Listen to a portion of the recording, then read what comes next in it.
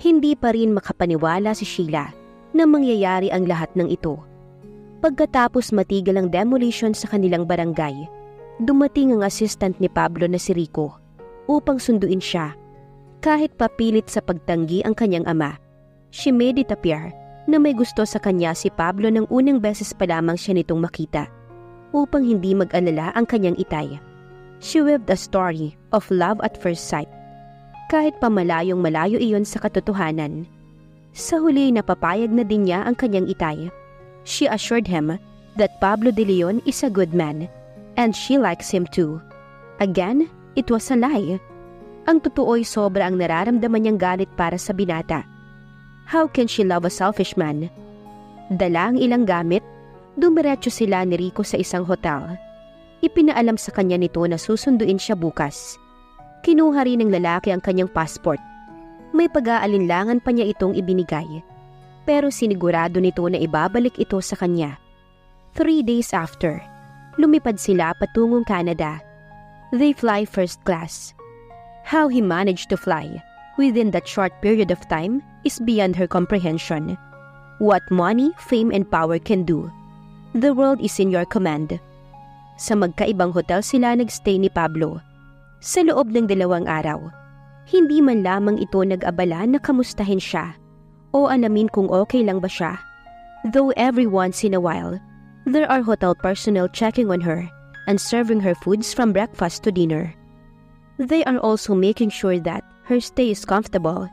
It would be if only hindi si Pablo de Leon ang kasama niya. On the 3rd day, they married in a civil wedding. Siya lang, si Pablo at si Rico ang tanging naroon. She's wearing a simple yet elegant white dress. Nakita niya ang presyo noon, $1,000. Hindi niya sana gustong suotin ng ganoong kamahal na damit. But she has no choice. She signed a contract na susunod siya sa mga rules after the ceremony. She was expecting na magse-celebrate sila kahit pakitang tao lang. But it never happened. Bagkus ay bumalik siya sa hotel na kanyang tinutuluyan. Nakita pa niya ang nakakaawang tingin na ibinigay sa kanya ni Rico. She tried her best to hold back her tears. Nangako siya na magpapakatatag at hindi iiyak ng dahil lang kay Pablo, na ngayon ay asawa na niya. Inabala na lang niya ang sarili sa panonood ng TV na nasa kanyang silid, at sa gabi lumalabas siya sa veranda to see the night sky. It's a magical view. She feels like she's in a whole new world. Kung sa ibang pagkakataon lang, she might be able to create a beautiful poetry out of the scenery. Kaso lang kahit anong ganda ng paligid, hindi niya ma-appreciate dahil selfish na tao ang kanyang kasama. She inhaled deeply bago tinignan ng mamahaling wedding band na nasa kanyang kaliwang palasinsingan. Itinaas niya yon sa liwanag ng buwan. Simple lang ang design ng singsing na iyon. White gold, pero nakita niya ang box noon. Cartier. Kung hindi siya nagkakamali, their wedding band's worth a fortune. She isn't into jewelries, pero aaminin niya, nagagandahan siya sa piraso ng alahas na nasa kanyang daliri.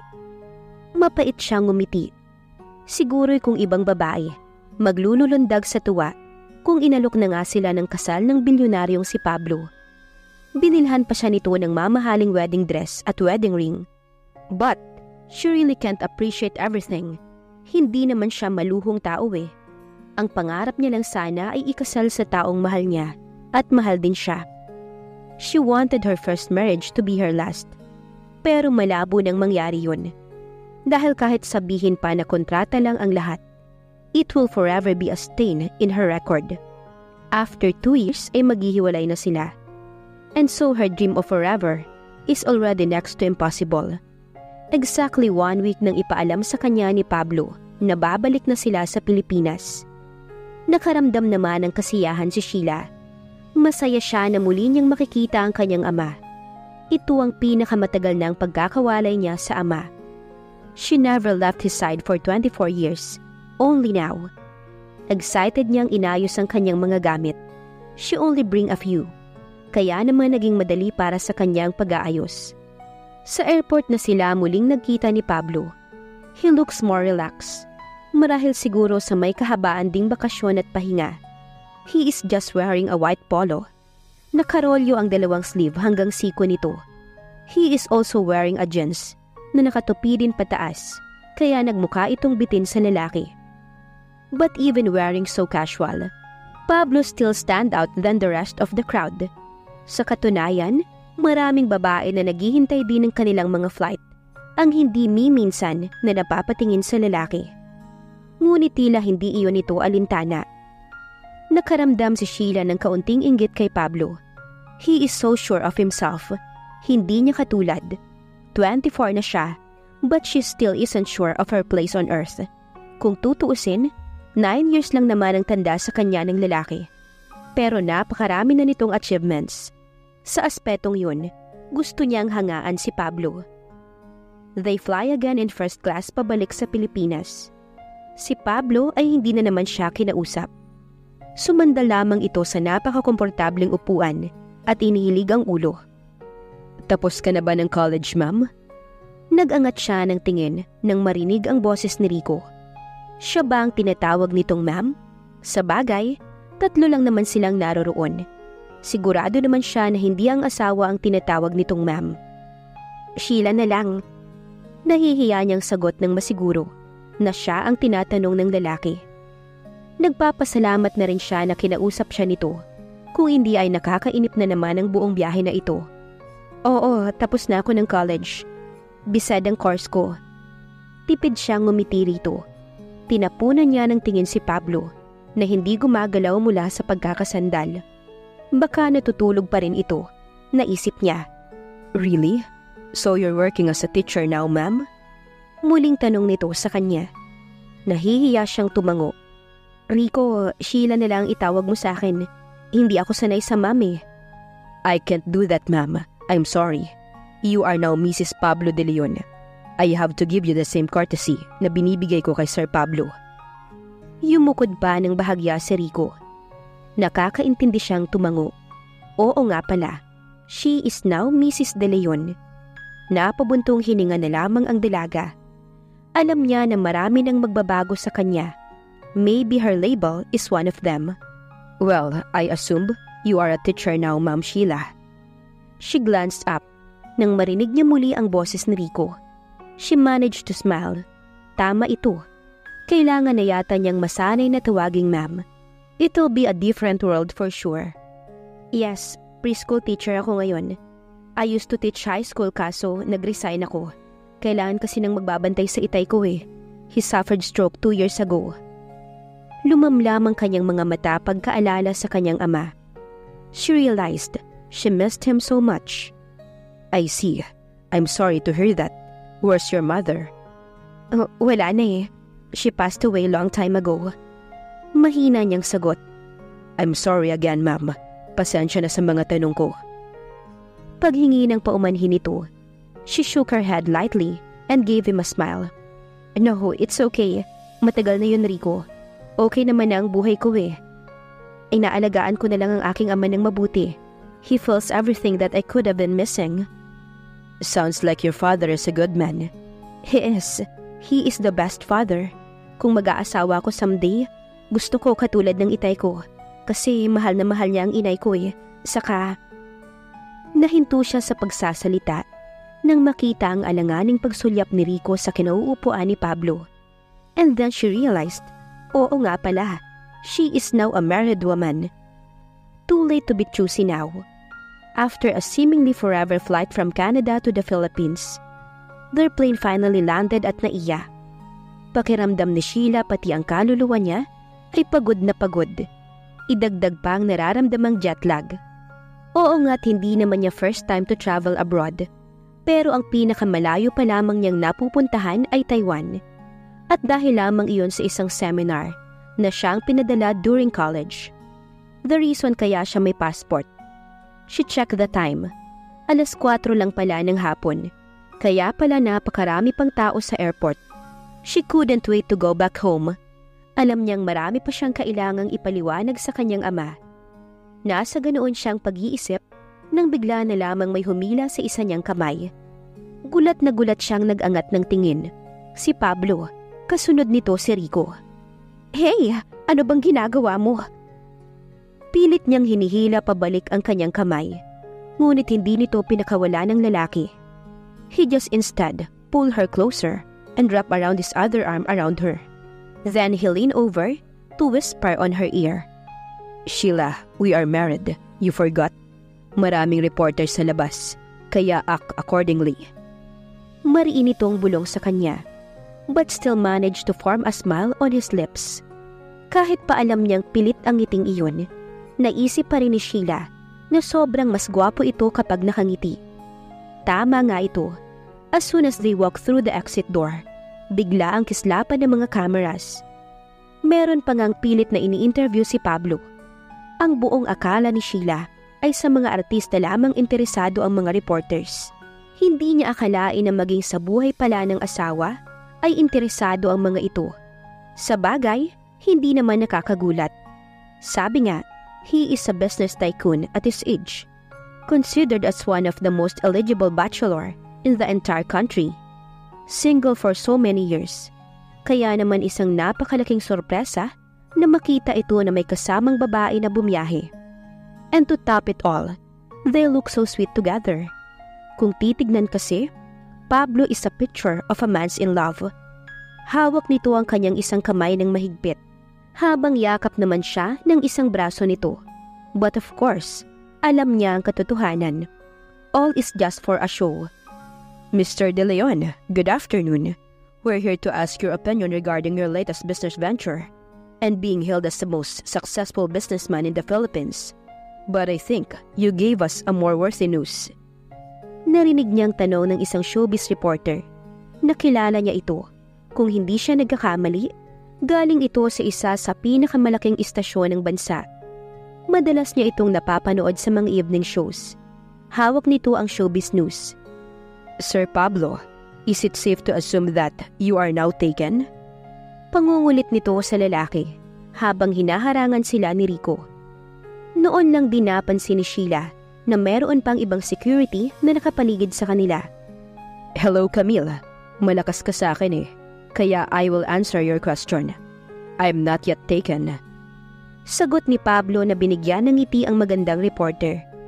Nakaramdam ng kakaiba si Sheila. Marahil dahil ngumiti ito sa babae. Pero sa kanya, hindi pa niya nakikita na nakangiti ito. "You are not taken? So who is this lady you're hugging here?" Tanong naman ng babae, na halata pang nagpapa-charming kay Pablo. Nagsalubong ang kanyang kilay.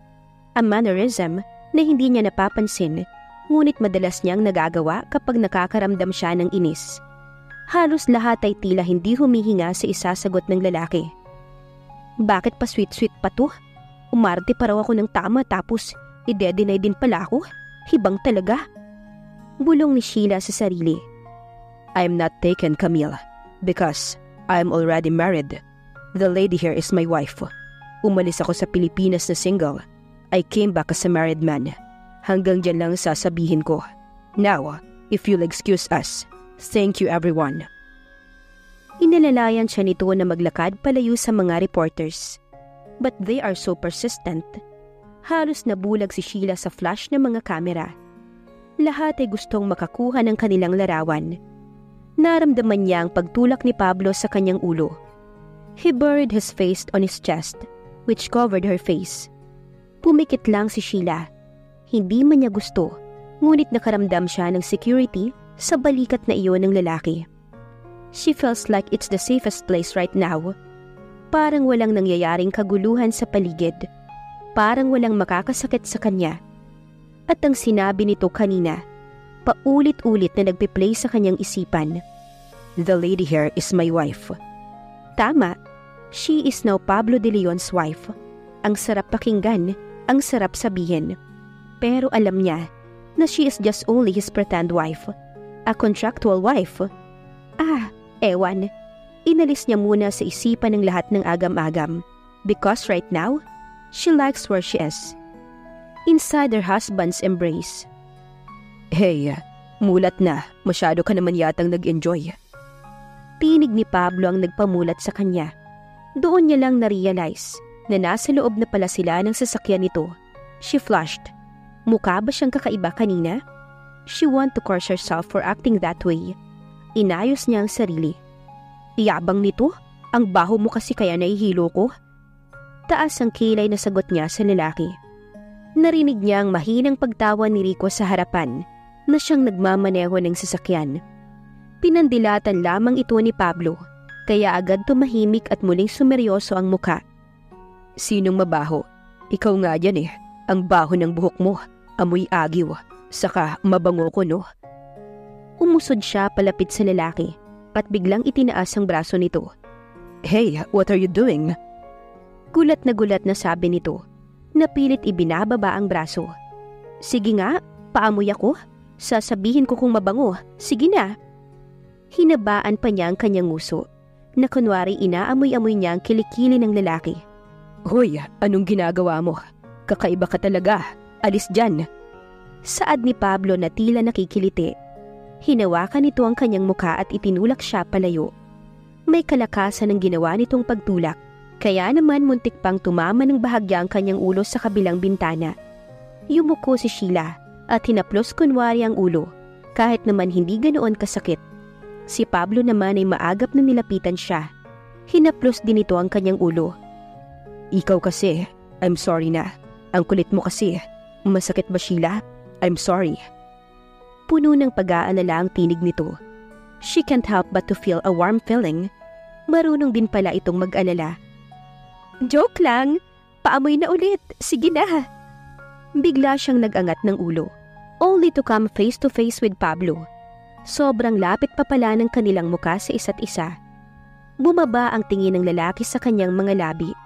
Napasinghap naman si Sheila. Hahalikan ba siya nito? She instantly closed her eyes. She waited for his lips, pero wala. She slowly opened her eyes, para lang makita ang natatuwang mukha ng sawa. She pushed her away, tapos bigla ay tumawa ng tumawa. She flushed all over again. You look silly, Sheila. Akala mo ba'y hahalikan kita? You should see your face. Nakakatawa. Patuloy na pagtawa nito. Narinig din niya ang pagtawa ni Rico. Sa sobrang inis ay pinagpapalo niya si Pablo, habang pinandidilata naman niya si Rico, na kaagad din namang pumormal. Ouch, masakit na. Sheila, sumusobra ka na ha? Salag ng lalaki sa kanyang paghampas, habang patuloy pa rin sa pagtawa.